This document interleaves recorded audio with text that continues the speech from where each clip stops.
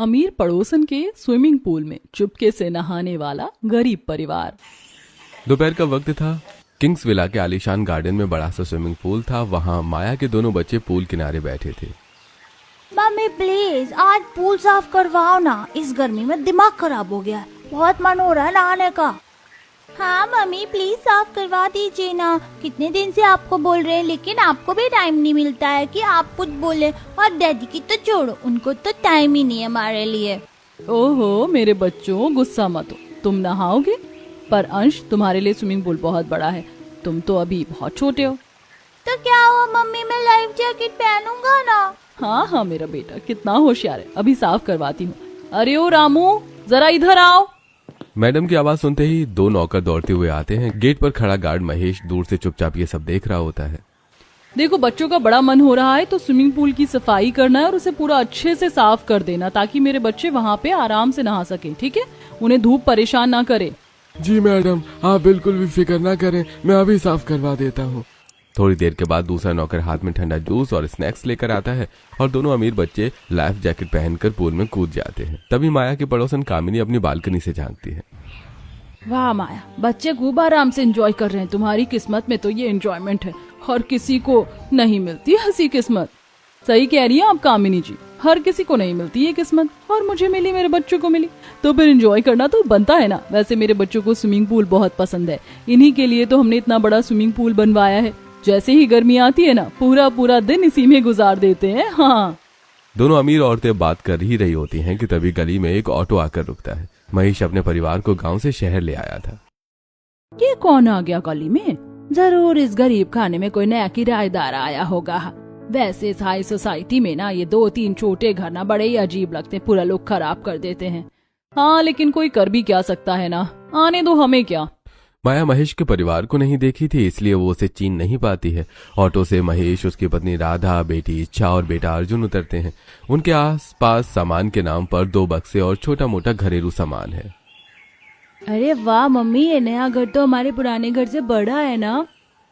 हाँ हाँ बेटा, हमारा नया घर पुराने घर से बड़ा है। अरे बेटा, पुराने घर से ज्यादा किराया भी तो है यहाँ का।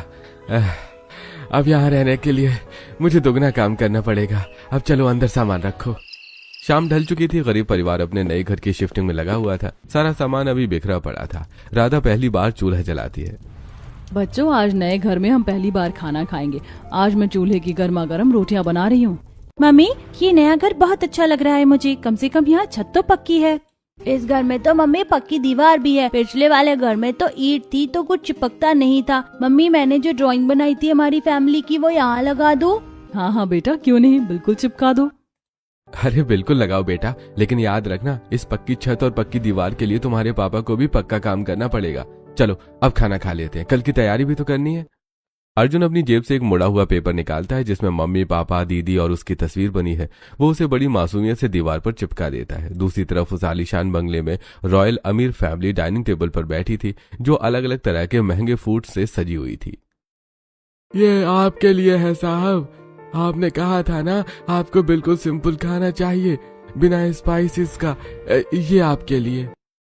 थैंक यू रामू, तुम ना हो ना तो तुम्हारी मालकिन को तो किसी भी चीज का ख्याल नहीं रहता। नौकरों के सामने तो चुप रहा करिए, ये ना हर बात में आपका मेरा मजाक उड़ाना मुझे अच्छा नहीं लगता। ठीक है, नहीं करेंगे भाई मजाक। रोहन, अंश, तुम लोग जल्दी जल्दी खाना फिनिश करो, इसके बाद तुम लोगों को अपनी अपनी स्विमिंग क्लासेस में भी जाना है, देर नहीं होनी चाहिए। हाँ हाँ मम्मी, फिनिश करते हैं।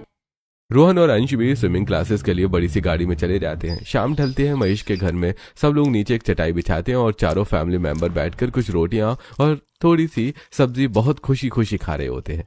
अगली सुबह होती है। राधा घर के सामने झाड़ू लगा रही होती है और महेश अपनी गार्ड की वर्दी पहनकर बंगले की ड्यूटी पर जाने की तैयारी कर रहा होता है।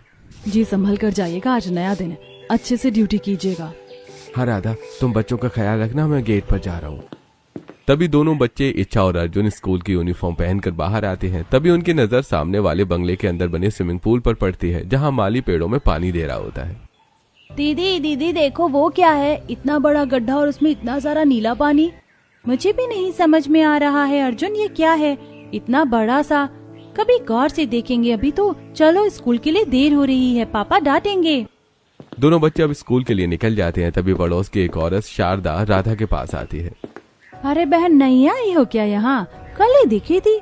हाँ बहन नए आए हैं, कल ही तो शिफ्ट हुए हैं यहाँ पे। अच्छा, कोई जरूरत हो ना तो हमें बताना जरूर। हाँ, और एक बात सुनो, जो ये सामने वाले हैं ना, इनसे जरा बच के रहना। बड़े घमंडी लोग हैं, गरीबों को तो इंसान ही नहीं समझते। अरे बहन हमें क्या करना है अमीर लोगों से, हम अपने काम से काम रखेंगे। ऊपर बालकनी में माया चाय का कप लेकर खड़ी थी और नीचे राधा और शारदा को देख रही थी। तभी रास्ते से उसकी अमीर दोस्त राजश्री गुजरती है। हेलो राजश्री, कहाँ जा रही हो सुबह सुबह? अरे माया हेलो, मैं बस किटी पार्टी के लिए निकल रही थी। वैसे नीचे कौन नए लोग आए हैं, इनका पूछ रही हो? ये तो शायद नए किराएदार आए हैं, पर आते ही अपनापन दिखाने लगे। इन गरीब लोगों के अंदर बड़ी आदत होती है अपनापन दिखाने की। अरे ये तो तुमने बिल्कुल सही कहा माया, लेकिन खैर मैं भी बहुत बिजी हूँ, मैं बाद में तुमसे बात करती हूँ, बाय। राजश्री चली जाती है। माया भी मुंह बनाकर अंदर चली जाती है। दोपहर में इच्छा और अर्जुन स्कूल से लौटकर गली के बच्चों के साथ क्रिकेट खेलने लगते हैं। अचानक अर्जुन के बल्ले से बॉल सीधे बंगले के दरवाजे के अंदर चली जाती है। अरे बाप रे, बॉल अंदर चली गई। वो बंगले वाले बहुत डरावने हैं, वो बॉल नहीं देंगे, बहुत चिल्लाते हैं। अब क्या करें? हमारे पास तो एक ही बॉल थी, अब हम कैसे खेलेंगे? अर्जुन तुम्हारे पापा तो गार्ड है ना वहाँ पर, तुम जाकर बॉल लेकर आओ। हिम्मत करके अर्जुन गेट के पास जाता है। वहाँ उसका पिता महेश गार्ड की ड्यूटी पर खड़ा था। महेश फटाफट दरवाजा खोलता है। अरे जल्दी जाओ और बॉल लेकर जाओ, तुम लोगों की वजह से एक दिन मेरी नौकरी चली जाएगी। और यहाँ गली में मत खेला करो, आगे जाकर खेला करो, ठीक है? दोबारा बॉल आए ना तो कहीं और जाए, इस घर में नहीं आई। ठीक है पापा, हम आगे जाते हैं। बच्चे बॉल लेकर भाग जाते हैं। अगला दिन आता है। राधा ने सुबह कुछ कपड़े धोए थे, वो अपनी बेटी इच्छा को कपड़े सुखाने के लिए छत पर भेजती है। लो बेटा, ये कपड़े ऊपर रस्सी पर फैलाओ। हाँ मम्मी, मैं अभी कपड़े फैला कर आती हूँ। इच्छा जैसे ही छत पर जाती है, उसे सामने वाले बंगले का वो विशाल नीला स्विमिंग पूल साफ साफ दिखाई देता है। वो दंग रह जाती है। अच्छा, तो कल जो सामने से दिख रहा था वो इतना बड़ा स्विमिंग पूल है? कल तो माली अंकल भी खड़े थे। बाप रे, इतना बड़ा स्विमिंग पूल हमने कभी अपनी जिंदगी में नहीं देखा। इच्छा कपड़े डालकर तुरंत नीचे दौड़ती है और अपने भाई अर्जुन के पास जाती है। चल अर्जुन, तुझे एक बहुत बड़ी चीज दिखाऊं, जल्दी आ ऊपर। इच्छा अर्जुन को छत पर लेकर आती है और उसे वो स्विमिंग पूल दिखाती है। वो देख अर्जुन, सामने क्या है? अरे वाह दीदी, इतना बड़ा स्विमिंग पूल, कितना अच्छा लगता होगा ना इसमें नहा के। दीदी अब तो मुझे लग रहा है मैं यहीं से कूद जाऊं नीचे। पागल है क्या? काश हमें भी एक बार इसमें नहाने को मिल जाता ना अर्जुन। पर कैसे मिलेगा दीदी, ये सब लोग बोलते हैं, ये लोग बहुत घमंडी हैं, बहुत चिल्लाते हैं ये लोग। हाँ भाई, ये तो सही है, हमारा यहाँ कोई चांस नहीं है। अरे बच्चों, नीचे आ जाओ बेटा, इतनी धूप में ऊपर क्या कर रहे हो तुम दोनों? चलो नीचे आओ। हाँ माँ, हम अभी आ रहे हैं। दोनों बच्चे नीचे आ जाते हैं। शाम को जब महेश ड्यूटी खत्म करके घर जाने लगता है तो इच्छा और अर्जुन उसका हाथ पकड़कर गेट के पास आ जाते हैं। बच्चे गर्मी से बेहाल हैं और बार बार जिद कर रहे हैं। पापा प्लीज ना, पापा देखो कितनी गर्मी है, पूरी पीठ जल रही है, काश हम भी इस पूल में नहा पाते। आप तो यही काम करते हो ना, हमें एक बार ले चलो ना अंदर। क्या बोल रहा है अर्जुन, दिमाग खराब है तेरा? मेरी नौकरी चली जाएगी, अगर मालिक को पता चला तो वो मुझे धक्के मार कर निकाल देंगे। पापा हम रोज देखते हैं कि जो आपके मकान मालिक है ना, वो दोपहर में इतने बजे से इतने बजे तक घर पर नहीं रहते, ऑफिस जाते हैं और शाम को भी वो अपने रूम में बंद रहते हैं, उन्हें पता भी नहीं चलेगा। पापा प्लीज ना। अगर मैं ऐसा करूंगा तो बहुत बड़ा रिस्क है, मेरी नौकरी दांव पर है। अगर मैं अपने बच्चों की ये छोटी सी इच्छा कैसे मार दूं? इस तपती गर्मी में तड़प रहे हैं बेचारे। ठीक है, सुनो, तुम दोनों रोज चुपके चुपके जब मालिक ऑफिस चले जाएं या शाम को अपने कमरे में बंद रहें, तब मेरे कहने पर गेट के अंदर आ जाना। मैं तुम्हें नहला दूंगा, लेकिन किसी को कानो कान खबर नहीं होनी चाहिए। यप्पी, थैंक यू पापा, अब हम भी स्विमिंग पूल में नहाएंगे। अब ये सिलसिला बन चुका था। जब भी घर के लोग बाहर होते या कमरे में बंद होते, महेश अपने बच्चों को अंदर लाकर पूल में नहलाता। बच्चे लाइफ जैकेट पहनकर खूब मस्ती करते। लेकिन एक दिन सुबह माया पूल के पास आकर चौंक जाती है। अरे ओ रामू, जरा इधर आओ। गार्ड, तुम भी इधर आओ। जी मैडम, क्या हुआ? मैं कई दिनों से देख रही हूँ, ये मेरा स्विमिंग पूल बार बार गंदा क्यों मिल रहा है? कभी पानी में कुछ तिनके मिलते हैं तो कभी पानी बदला हुआ लगता है, क्या चक्कर है ये? अरे मैडम जी, वो क्या है ना, आजकल हवा बहुत तेज चलती है बाजार की तरफ से, तो शायद वो धूल और पत्तियां उड़ के आ गई होंगी पानी में। कुछ नहीं मैडम, मैं अभी साफ करवा देता हूँ। पत्तियों से पानी ऐसा हो जाता है क्या? ध्यान रखो, अगर आगे से गंदा मिला तो ठीक नहीं होगा। जी मैडम, बिल्कुल ध्यान रखूंगा। उसी शाम महेश घर आता है। उसके चेहरे पर तनाव साफ दिख रहा है। वो बिना कुछ कहे चुपचाप एक कोने में बैठ जाता है। राधा उसके लिए पानी लाती है। बच्चे अपने खेल में मगन है। इच्छा, अर्जुन इधर आ जाओ बेटा, जरा पास बैठो। क्या हुआ पापा, आप इतने चुप चुप और परेशान क्यों लग रहे हैं? आज ड्यूटी पर कुछ हुआ क्या? आज बहुत बड़ी मुश्किल से बचा हूं। मालकिन को शक हो गया कि स्विमिंग पूल का पानी बार बार गंदा क्यों हो रहा है। उन्होंने आज मुझे सबके सामने बहुत डांटा है और कहा है कि अगर अगली बार पानी गंदा मिला तो वो ये बर्दाश्त नहीं करेंगी। पर पापा, हम तो बस थोड़े से ही तो नहाते हैं, उससे क्या फर्क पड़ता है? वो तो इतना बड़ा पूल है। यही तो तुम नहीं समझ रहे हो अर्जुन, वो बहुत तेज हैं। अगर उन्हें जरा सा भी ये भनक लगी कि हम लोग छुपकर अंदर आते हैं तो वो मुझे 1 मिनट में काम से निकाल देंगी। क्या तुम चाहते हो कि हम फिर से वही पुराने दिनों में लौट जाएं, जब न छत पक्की थी न सिर पर कोई ठिकाना था? बच्चों, पापा सही कह रहे हैं, ये कोई खेल नहीं है। अगर पापा की नौकरी गई तो हम इस घर का किराया कैसे देंगे? हम फिर से सड़क पर आ जाएंगे। ठीक है मम्मी। दूसरे दिन दोपहर के समय अमीर पड़ोसन कामनी माया के घर आती है और सोफे पर बैठती है। अरे माया, तुम्हें एक बात बतानी थी। ये जो गरीब कल ये शिफ्ट हुए हैं ना 2-4 दिन पहले, वो महेश का ही परिवार है। इसके बच्चे ना तेरे घर में बड़ा ताक झांक के देखते रहते हैं गेट से। मैंने खुद देखा है। अपने गार्ड को बताना कि ध्यान रखा करे। क्या झांकते हैं? मैं आज ही गार्ड से कहूंगी कि मना करे अपने बच्चों को झांकने से। मैंने तो वैसे ही गौर नहीं किया। मुझे बिल्कुल भी नहीं पसंद है ये ताका झांकी, और खासकर इन गरीबों की तो बिल्कुल भी नहीं। हाँ बहन, मुझे भी नहीं पसंद है, इसीलिए मैं तुम्हें बताने आ गई। चलो अच्छा, मैं चलती हूँ ना, मुझे बहुत सारे काम है अभी। हाँ, थैंक यू कामिनी जी, मैं भी बहुत बिजी हूँ, मैं देखती हूँ इसे। दोपहर को रोहन और अंश स्कूल से वापस आते हैं तो बड़ा बेटा रोहन सीधा अपनी माँ के पास जाता है।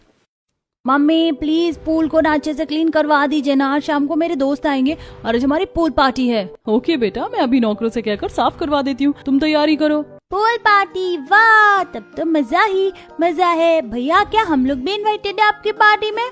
तुम ना भी इनवाइटेड हो तो तुम तो वैसे ही घुस आते हो ना, इससे अच्छा है कि तुम्हें इनवाइट ही कर दिया जाए। दूसरी तरफ इच्छा और अर्जुन भी घर आ जाते हैं और महेश भी घर पर होता है। सभी बैठकर खाना खा रहे होते हैं। राधा और महेश बात करते हैं। राधा, जब मैं काम पर चला जाऊंगा ना, तब तुम बच्चों को एक गली छोड़कर दूसरी गली में भेज देना, वो घूम लेंगे वहां पे। जी ठीक है, भेज दूंगी। हाँ। शाम का समय होता है। महेश अपने काम पर चला जाता है। बंगले के अंदर बहुत तेज म्यूजिक बज रहा था। अमीर बच्चे पूल में पार्टी कर रहे होते हैं। अब इच्छा और अर्जुन भी अपने पापा के पास आ जाते हैं और गेट के लोहे के सरिया से छिपकर अंदर देखने लगते हैं। महेश भी वहीं था, बस थोड़ी दूर में। देखो तो कितना मजा कर रहे हैं ना दीदी, कितने सारे गुब्बारे हैं पानी में। हाँ अर्जुन, इन लोगों को कितना मजा आ रहा है ना, इतने अच्छे से नहा रहे हैं। काश हम लोगों को भी ये मौका मिलता। दीदी, काश हम लोग ये गार्ड मतलब अपने पापा से बोलें कि हम लोगों को भी अंदर जाने दे। पापा जाने देंगे ना? तभी पूल साइड पर बैठी माया की नजर गेट पर चिपक कर खड़े अर्जुन और इच्छा पर पड़ जाती है। वो गुस्से में तमतमाकर उठती है और गेट की तरफ बढ़ती है। गार्ड, तुम्हें कुछ समझ में नहीं आता क्या? तुम्हारी आंखों के सामने वो गंदे बच्चे कैसे दरवाजे से चिपके हुए खड़े, तमाशा देख रहे हो तुम? हाँ मैम, मैं देख रहा हूँ, अभी भगाता हूँ। जाओ यहाँ से। तुम लोग यहाँ पे क्यों खड़े हो? जाओ, घर जाओ, भागो तुरंत। तभी अंदर से राधा भी बच्चों को ढूंढते हुए वहां आ जाती है। क्या हो गया? मेरे बच्चों ने कुछ गलत कर दिया क्या? आप क्यों चिल्ला रहे हैं इन पर? गलत क्या? इस घर के सामने ऐसे नहीं खड़ा हुआ जा सकता। लेकर जाओ इन्हें यहाँ से। ओ मैडम, गरीब होकर ना इतना मुंह नहीं खोला जाता है, ठीक है? अपने बच्चों को लेकर अंदर जाओ और इनको कहो कि अमीर लोगों के इतने बड़े बड़े शौक न पाले, औकात में रहना सिखाओ इन्हें। महेश और राधा बेचारे मुंह लटकाई शर्म से पानी पानी होकर अपने बच्चों को पकड़कर अंदर ले जाते हैं। और रात के समय गरीब परिवार छत पर लेटा हुआ था। गर्मी बहुत थी, बच्चे उदास थे। पापा, अर्जुन आंटी ने हमें बहुत सुनाया, हमें बहुत बुरा लगा। पापा एक बात बताइएगा, कभी हमारे पास भी इतना बड़ा स्विमिंग पूल होगा? बेटा, अगर तुम दोनों अच्छे से पढ़ लिख जाओगे, बड़े आदमी बनोगे, तो जरूर इससे भी बड़ा स्विमिंग पूल बना लेना। तुम बस अभी अपनी पढ़ाई पर ध्यान दो, बहुत मेहनत करो बस। दोनों बच्चे पापा की बात सुनकर मुस्कुराने लगते हैं। अगले दिन संडे का दिन था। अमीर वाले घर में सुबह से ही बड़ी हलचल मची हुई थी। कल रात पार्टी थी, इसलिए पूल गंदा था और उन्हें किसी कजन की शादी में बाहर जाना था। देखो रामू, हम लोग शादी के लिए बाहर जा रहे हैं। हमारे जाने से पहले ये पूरा पूल चकाचक क्लीन हो जाना चाहिए, समझे? फटाफट मशीन लगाओ। जी मैम, आपके निकलने से पहले पूरा साफ हो जाएगा। नौकर पूल साफ करने की मशीनों से जमीन पर जमी हुई धूल और कचरा निकालने लगते हैं। पानी एकदम आसमान जैसा नीला और साफ हो जाता है। उधर अमीर बच्चे अपनी पैकिंग में लगे होते हैं। गरीब बच्चे अपनी छत से ये सब देख रहे होते हैं। दीदी देखो तो, पता नहीं कैसी कैसी मशीनों से साफ कर रहे हैं। पानी तो एकदम आसमान जैसा नीला हो गया ना। हाँ अर्जुन, ये लोग पानी की इतनी सफाई कैसे कर लेते, कितना सुंदर लग रहा है। तभी नीचे पार्किंग में माया अपनी कार के पास खड़ी होकर नौकरों को आखिरी हिदायत दे रही होती है। माया रामू से बोलती है, देखो हम लोग जा रहे हैं, इस पूल का बहुत ध्यान देना, ठीक है ना? मेरे बच्चों को ये बहुत पसंद है। हमारे आने तक इसके आसपास भी कोई ना भटके, बिल्कुल भी गंदगी ना हो। जी जी मैम, आपने जैसा कह दिया हम बिल्कुल ख्याल रखें, हम बेफिक्र होकर जाइए।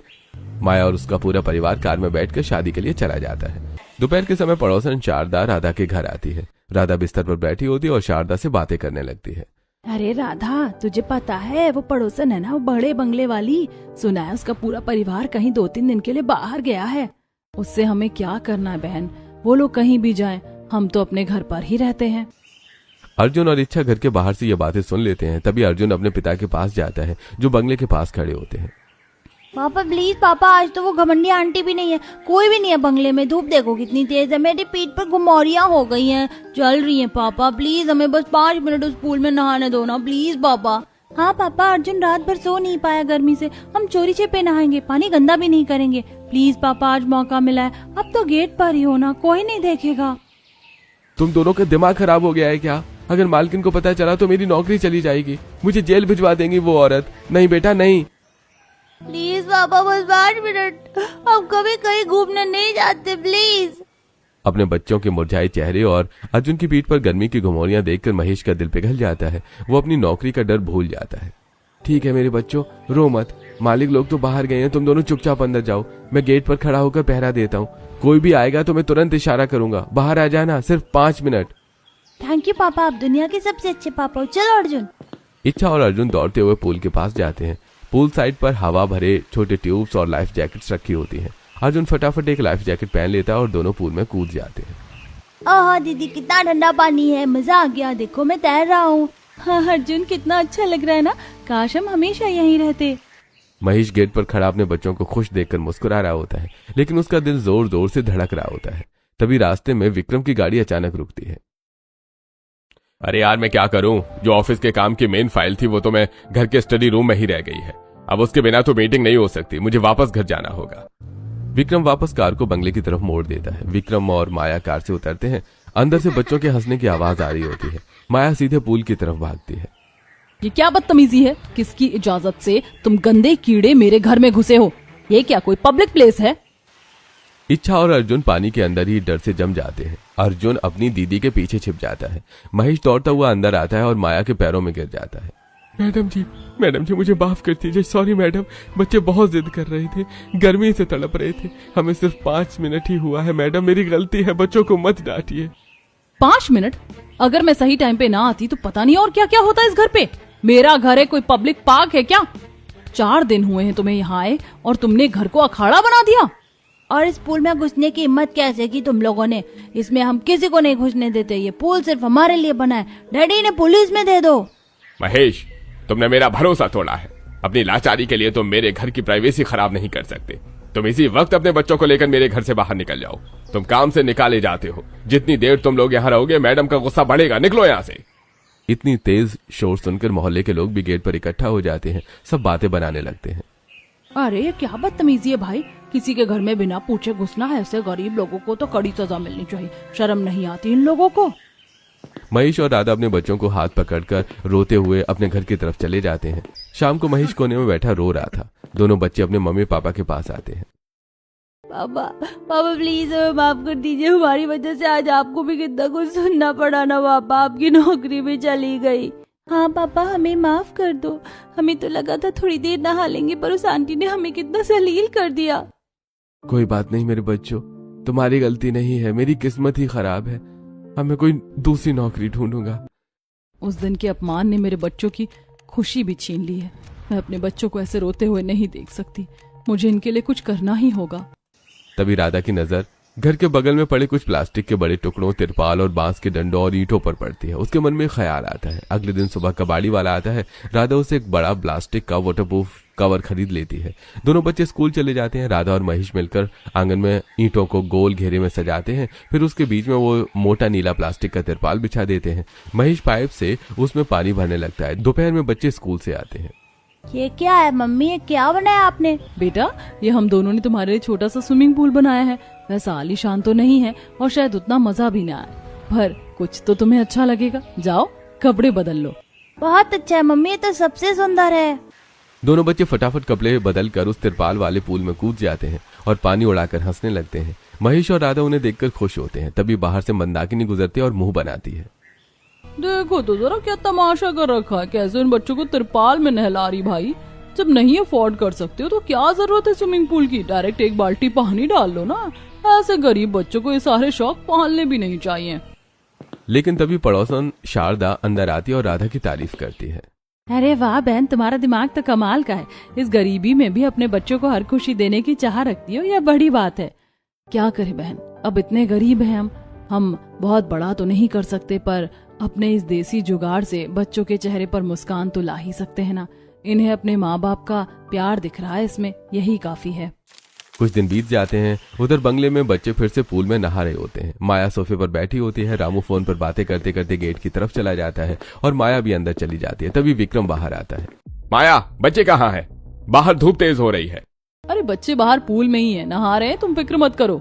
नहा रहे हैं? पर तुम देख क्यों नहीं रही उन्हें? तुम्हें पता है ना अंश अभी कितना छोटा और स्विमिंग पूल गहरा है। अरे मैं नौकर को कह के आई हूँ, और वैसे भी वो लोग लाइफ जैकेट पहनते हैं, इतनी महंगी स्विमिंग क्लासेस करा रहे हैं हम उनको, सबको स्विमिंग आती है। अब जब तक वो नहाएंगे मैं पूरा समय उन्हें खड़े होकर देख तो नहीं सकती ना। तुम्हारा क्या है, तुम तो हमेशा बहस करते हो।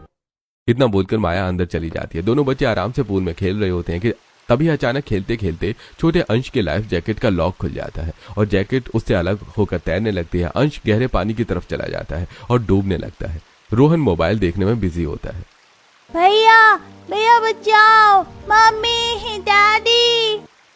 उसी समय महेश उसी रास्ते से गुजर रहा था। उसकी नजर सीधे बंगले के पूल पर पड़ती है जहां अंश डूब रहा होता है। अरे वो बच्चा डूब रहा है, कोई बचाओ। अरे वो छोटा वाला अंश डूब रहा है पानी में, कोई नहीं है वहां पे। महेश बिना एक सेकंड गवाए बंगले की तरफ जाता है। वो आंधी की तरह बंगले के गेट की तरफ भागता है। गेट पर खड़ा नया गार्ड उसे रोकने की कोशिश करता है। अरे कहाँ घुस रहा है अंदर? तुम लोगों को एक दिन इतना चिल्लाया गया, तुम्हें समझ में नहीं आया? निकल बाहर यहाँ से। महेश गार्ड को जोरदार धक्का देता है और उसे बिना कोई जवाब दिए सीधे बंगले के अंदर दौड़ जाता है। वो पूल के पास पहुंचता है और पूल के गहरे पानी में कूद जाता है। महेश पानी के अंदर जाकर अंश को अपनी बाहों में समेट कर ऊपर खींच लेता है। उसके शोर से विक्रम, माया, नौकर दौड़ते हुए बाहर आते हैं। अंश बाहर आकर खांसने लगता है और पानी उगलता है। ये लीजिए आपका बच्चा। मुझे माफ करिएगा मैडम, आपने मुझे मना तो किया था कि अपने स्विमिंग पूल के अंदर जाने के लिए, लेकिन अगर आज मैं अंदर नहीं जाता ना तो आपका बच्चा डूब जाता। सिर्फ इसलिए मुझे आना पड़ा, मुझे माफ कर दीजिए। माफी तुम्हें नहीं, हमें मांगनी चाहिए। उस दिन हमने तुम्हारा इतना अपमान किया, इतनी इंसल्ट की। अगर तुम चाहते तो आज बदला ले सकते थे। हमारी कोई जिम्मेदारी थोड़ी थी तुम पर, फिर भी तुम आए और मेरे बच्चे की जान बचाई। हम तुम्हारा ये कर्ज कभी नहीं चुका सकते। तुम्हारा बहुत बहुत शुक्रिया। महेश मुझे माफ कर दीजिए। जिस स्विमिंग पूल पर मुझे इतना घमंड था उसी ने आज मुझे मेरी असली औकात दिखा दी। मैंने आपके बच्चों का जो अपमान किया आज उसी के बदले आपने मेरे बच्चे की जान बचाई। मेरा सारा अहंकार टूट गया है। क्या आप मुझे कभी माफ कर पाएंगे? मैडम जी, माफ तो मैंने आपको उसी दिन कर दिया था। पिता का दिल कभी किसी बच्चे के लिए बैर नहीं रखता। अंश तो मेरे अपने बच्चे जैसा है। मुझे इस बात की खुशी है कि वो सुरक्षित है। अब पुरानी बातें भूल जाइए और बस अपने बच्चे का ख्याल रखिए। इतना बोलकर महेश वहां से चला जाता है। अगले दिन संडे का था। माया ने पूरे पूल को फिर से अच्छे से क्लीन करवाया था। अब माया खुद राधा के घर जाती है। राधा अपने घर के बाहर कुछ काम कर रही थी। माया को अपने दरवाजे पर खड़ा देखकर राधा हैरान हो जाती है। मालकिन, आप इस गरीब खाने में आज कैसे आ गई? हमसे फिर से कोई भूल हो गई है क्या? नहीं राधा बहन, आप डरो मत, ऐसी कोई बात नहीं है। मैं तो बस बच्चों के लिए आई हूँ। तभी अंदर से महेश बाहर आता है और माया को देखकर चौंक जाता है। अरे मैडम, क्या बच्चों से फिर कोई गलती हुई है क्या? नहीं महेश जी, कोई गलती नहीं हुई है। मैं तो बस ये पूछने आई थी कि क्या इच्छा और अर्जुन आज स्विमिंग पूल में मेरे बच्चों के साथ खेलेंगे? यह सुनकर इच्छा और अर्जुन की खुशी का ठिकाना नहीं रहता। माया महेश और राधा की ओर मुड़ती है। उसकी आंखों में अब घमंड नहीं बल्कि पछतावा है। महेश जी, राधा बहन, मुझे माफ कर दीजिए। उस दिन मैं बहुत गलत थी। अब मुझे अमीर और गरीब का वो खोखला फर्क समझ में आ गया है जो मैंने खुद बनाया था। मुझसे बहुत बड़ी गलती हुई है। अगर आप अपने बच्चों को मेरे साथ जाने देंगे तो मैं समझूंगी कि आपने मुझे माफ कर दिया है। महेश और राधा एक दूसरे को देखते हैं। माया दोनों बच्चों को हाथ पकड़कर अपने साथ स्विमिंग पूल के पास ले जाती है। वो खुद उन बच्चों को लाइफ जैकेट पहनाती है जो उनके साइज के हैं। बच्चों, अब तुम आराम से खेलो, कोई डर नहीं। और सुनो, मैंने रामू से कहा है कि वो तुम सबके लिए ढेर सारे स्नैक्स और जूस ले आए।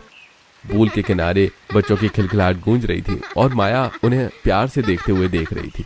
एक कड़वाहट भरे रिश्ते का अंत अब खुशियों और दोस्ती से हो चुका था।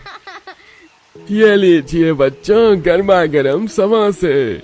पूल के अंदर इस बार सभी बच्चे एक साथ वाटर ट्यूब्स में बैठे थे और हंसते हुए खेल रहे थे। तभी विक्रम महेश के घर आता है, जहां महेश विक्रम को देखकर हैरान हो जाता है। महेश, मुझे तुमसे एक जरूरी बात करनी है। जी साहब, बोलिए। उस दिन जो कुछ भी हुआ उसके लिए मुझे बहुत पछतावा है। मैं अपनी दौलत और अपनी ऊंची हैसियत के अहंकार में इतना अंधा हो गया था कि मैंने एक अच्छे इंसान और एक पिता की मर्यादा नहीं समझी। उस दिन मैंने तुम्हारा और तुम्हारे परिवार का जो अपमान किया, उसके लिए मैं तुमसे हाथ जोड़कर माफी मांगता हूँ। अरे साहब, ये क्या कह रहे हैं आप तो मालिक हैं। आप जो भी कहेंगे वो हमारे लिए आदेश होगा। वो पुरानी बातें थी, उन्हें छोड़ दीजिए। नहीं महेश, बीती बातें भूलना आसान है, लेकिन की गई गलती को सुधारना जरूरी है। मैं चाहता हूं कि तुम वापस अपनी ड्यूटी पर आ जाओ। और सुनो, मैं तुम्हारी सैलरी भी बढ़ा रहा हूं। मुझे तुम जैसे ईमानदार और भरोसेमंद इंसान की सख्त जरूरत है। क्या तुम वापस आओगे? अरे साहब, आपके मुंह से ये शब्द सुनकर ही मेरा सारा दुख दूर हो गया। मुझे पैसों से ज्यादा इस सम्मान की जरूरत थी। अगर आपको लगता है कि मैं उसके काबिल हूँ तो मुझे ड्यूटी ज्वाइन करने में खुशी होगी। कल सुबह से ही मैं अपनी जगह पर आ जाऊंगा। शुक्रिया महेश। महेश और विक्रम दोनों एक दूसरे को देखकर मुस्कुराते हैं। एक पुरानी कड़वाहट आज पूरी तरह से खत्म हो चुकी थी और दोनों परिवारों के बीच अब एक नया और गहरा रिश्ता जुड़ गया था। देखा अर्जुन, इस बार हम लोग को छुप छुपा कर नहाने की जरूरत ही नहीं पड़ी ना। और अब तुम दोनों रोज नहाओगे, जब तुम्हारा मन करेगा तब नहाओगे। किसी से भी पूछने की जरूरत नहीं है। और गार्ड भैया, अब इन्हें कभी मत रोकना इस घर में आने के लिए। ये इस घर के बच्चे हैं। इसी तरह अमीर और गरीब का भेद मिट जाता है और बच्चे सभी पूल में एक साथ छलांग लगाते हैं। ये कहानी हमें सिखाती है कि अहंकार से सिर्फ रिश्ते टूटते हैं, लेकिन मानवता ही वो धागा है जो ऊंच नीच के फासले को मिटा सकता है। माया और विक्रम का अपनी गलती मानना और राधा और महेश का बड़ा दिल दिखाकर उन्हें माफ कर देना हमें जीवन के सीख की याद दिलाता है। अगर आप इस कहानी में माया या विक्रम की जगह होते तो क्या आप अपना अहंकार त्याग कर अपने कर्मचारी से माफी मांग पाते? और यदि आप राधा या महेश की जगह होते तो क्या उस अपमान और जिल्लत के बाद भी आप उन्हें इतनी आसानी से माफ कर देते? अपनी सोच नीचे कमेंट सेक्शन में जरूर बताएं।